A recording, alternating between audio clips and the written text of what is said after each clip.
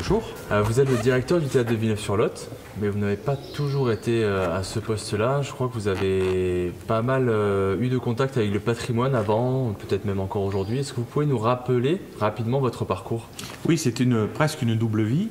D'abord, j'ai fait des études là-dedans, c'est-à-dire dans tout ce qui était connaissance du patrimoine, mais aussi valorisation de ce patrimoine-là.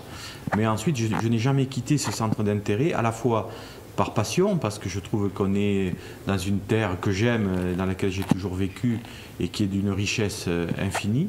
Mais au-delà de cette passion-là, il m'a semblé très vite que si on avait un levier important pour essayer de développer ce pays, de lui assurer un avenir, une plus-value, il fallait qu'on s'intéresse à ce patrimoine, qu'on le connaisse, qu'on le mette en valeur de la bonne façon.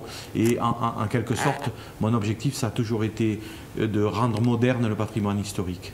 Vous êtes un petit peu l'expert aujourd'hui qu'on a voulu rencontrer pour nous présenter les richesses patrimoniales du Grand Villeneuvois et surtout aussi vos coups de cœur. Alors, qu'est-ce que vous avez envie de nous faire découvrir? Je voudrais d'abord faire ressentir, avant de découvrir, faire ressentir ce qui est l'âme de ce territoire. C'est-à-dire, c'est un territoire qui est très habité, avec un maillage de population, d'habitat, de lieux de vie qui est très important et qui fait à la fois la complexité et le charme du Grand Villeneuvois. On dit, quand on est géographe, qu'il y a un mitage du paysage par les maisons, par les églises, etc. Moi, je crois que c'est ça la première chose qu'il faut faire découvrir et ressentir. D'accord. Donc concrètement, on va où? Dolmayrac, c'est intéressant parce que c'est un village castral et qui est totalement lisible de par son maillage actuel, les maisons, et puis aussi parce qu'il y a encore le donjon. Vraiment, c'est un site majeur et qui permet aussi d'avoir une vision alentour des paysages et du relief. Ensuite, ce qui est intéressant, c'est d'aller voir Hautefage-la-Tour. Oui. Alors là, je disais tout à l'heure, l'originalité, Hautefage-la-Tour, c'est un village de bord de plateau, de pays de serre, implanté d'une manière assez logique d'un point de vue géomorphologique, mais à la fin du XVIe, il y a eu les évêques italiens qui ont voulu y faire un palais. Et donc, ça devient presque poétique d'aller à Hautefage-la-Tour. On est vraiment là dans un ouvrage militaire pur, quoi. C'est-à-dire, il n'y a aucune concession à l'aisance.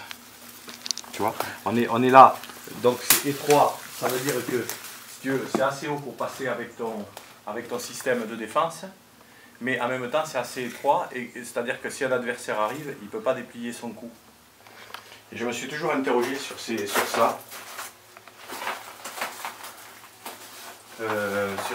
sur ces niches-là.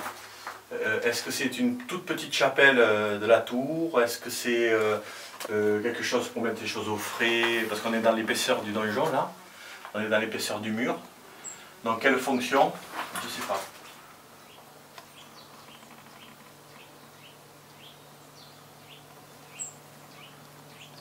Sur le côté, il y a comme une sorte de pièce sur laquelle je me suis toujours interrogé, avec une sorte de petit réceptacle pour de l'eau, tu vois, pour y mettre des animaux, c'est bizarre, qui est collé à la tour, quoi, où tu devais pouvoir peut-être y accéder. C'est-à-dire peut-être un truc pour avoir le cochon carrément dans la tour, tu vois. Un truc comme ça, quoi, un truc aussi incroyable que ça. Ça ne regarde pas? Non. Je voudrais également vous montrer peut-être en chemin des églises qui sont isolées et qui sont isolées aujourd'hui. Et ça permet d'abord de montrer la beauté de ces architectures-là, mais aussi ce sont des signes qui nous permettent de mesurer combien notre pays était habité avec une agriculture de petites propriétés, d'autosuffisance, et que les gens étaient proches les uns des autres et qu'il fallait donc des églises pour ces communautés. Saint-Pierre-de-Rival ou La Morelle. Les autres coups de cœur donc du...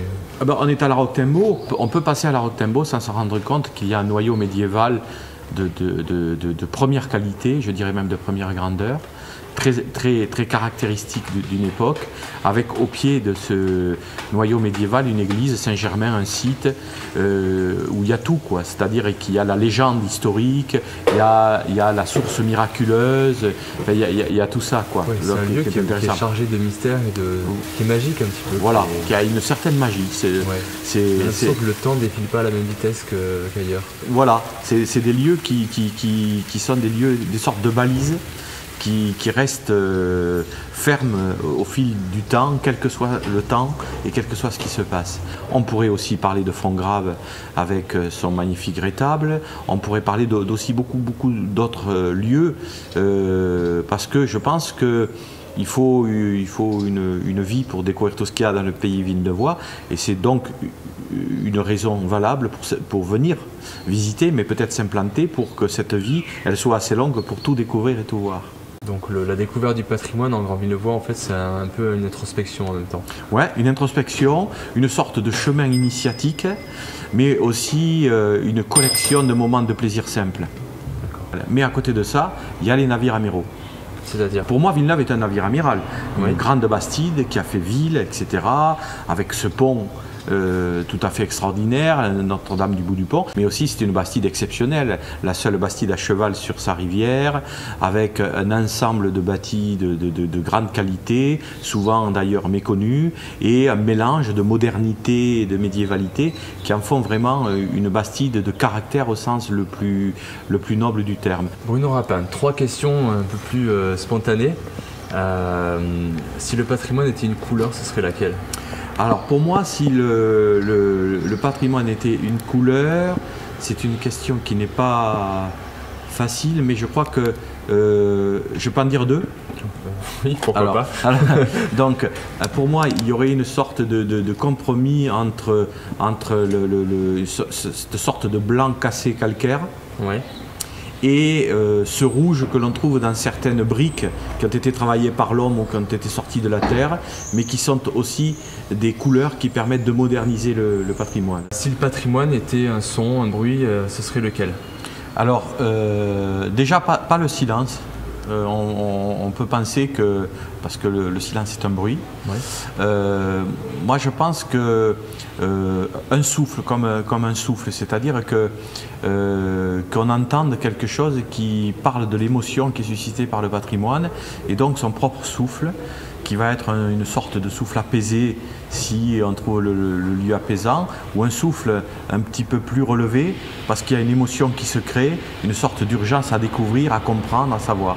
Donc Bruno, si vous aviez une anecdote ou un souvenir heureux à nous raconter en lien avec le patrimoine, ce serait lequel ? Alors, il y en a beaucoup, donc je vais me rappeler de moments privilégiés, de pur bonheur sur notre territoire. Je pense à 2. La première fois que j'ai vu les fresques de Casseneuil, où j'ai trouvé que c'était tellement exceptionnel de voir encore des fresques qui n'avaient pas été recouvertes, où on parlait d'Aristote, où on parlait de l'Antiquité, et que c'était là, et que c'était ce mélange entre la religion et la philosophie. On en a tellement besoin que j'étais très ému de savoir qu'à Casseneuil c'était possible de voir ça. Ou alors quand on se promène dans la nature, comme à Pépinès, à côté d'Hautefage-la-Tour, qu'on marche à travers les ronces, les arbres, et que tout d'un coup on tombe sur un donjon 12e, où il reste 4 murs, et puis au milieu de ces 4 murs, d'une manière presque magique, une voûte qui tient encore debout. Super, ça fait 2 beaux souvenirs. On a l'impression que vous avez du mal à choisir à chaque fois. Merci beaucoup Bruno Rapin. Avec plaisir. C'est ça une histoire imaginaire, c'est-à-dire qu'on se balade au milieu du patrimoine et puis il se passe des choses extraordinaires qu'on n'attendait pas. On ne sait pas si c'est vrai, on ne sait pas si c'est pas vrai. Il y a du monde, il y a de la musique, il y a des conteurs, il y a de l'histoire et des histoires. C'est ça les histoires imaginaires.